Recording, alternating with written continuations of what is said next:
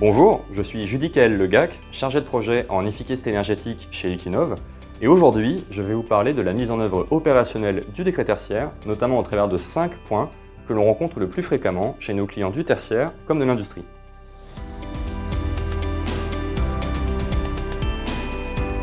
La réglementation éco-énergie tertiaire donne une description précise des différentes typologies de surfaces qui sont assujetties au dispositif.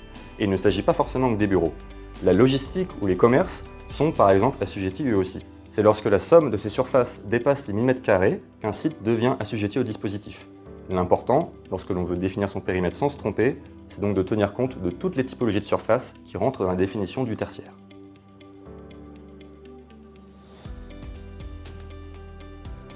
L'année de référence est à choisir entre 2010 et 2020. Lorsque l'on compare ces années entre elles, l'important n'est pas de regarder uniquement la valeur de consommation, mais aussi celle des facteurs qui influencent cette consommation. La rigueur climatique ou l'occupation des locaux, par exemple, sont aussi des paramètres à prendre en compte lors de votre décision.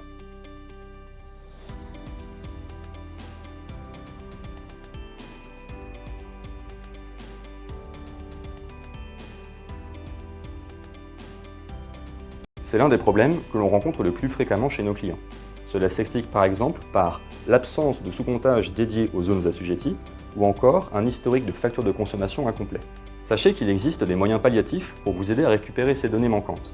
Vous pouvez par exemple solliciter les gestionnaires de réseaux d'énergie pour récupérer les factures manquantes sur les 3 dernières années.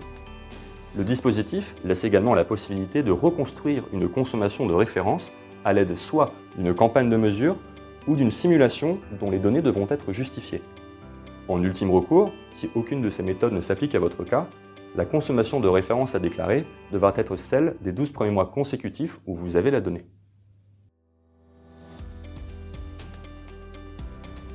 Deux méthodes sont mises à disposition pour respecter l'objectif réglementaire, la méthode relative et la méthode absolue. La méthode relative correspond aux moins 40% que la plupart des gens ont en tête. La méthode absolue, quant à elle, est un seuil en kWh du mètre carré qui sera fixé en fonction de votre typologie d'activité et des facteurs qui influencent votre consommation.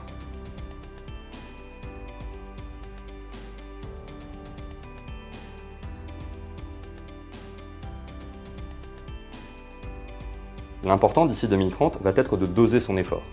Calculez l'objectif à atteindre selon les deux méthodes et comparez-le à votre consommation actuelle. Si vous êtes assez proche de la cible, peut-être que les derniers pourcents manquants pourront être trouvés à l'aide d'actions simples et peu coûteuses d'optimisation des équipements, comme l'a démontré le concours Cube 2020 par exemple. En revanche, si vous êtes éloigné de la cible, peut-être qu'un audit approfondi sera nécessaire.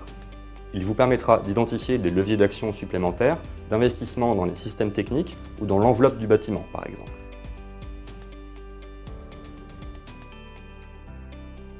Si pour des raisons techniques ou économiques, les actions d'économie d'énergie restantes ne sont pas réalisables, alors le dispositif laisse la possibilité de demander un abaissement de l'objectif. En effet, les textes définissent notamment des seuils de temps de retour d'investissement, au-delà desquels les actions sont jugées financièrement aberrantes et ouvrent le droit à une modulation à la baisse de l'objectif. Cette demande devra se faire en déposant un dossier qui devra notamment comporter une étude qui identifiera les leviers d'action d'économie d'énergie à votre disposition et justifiera des contraintes qui vous empêchent d'actionner ces leviers.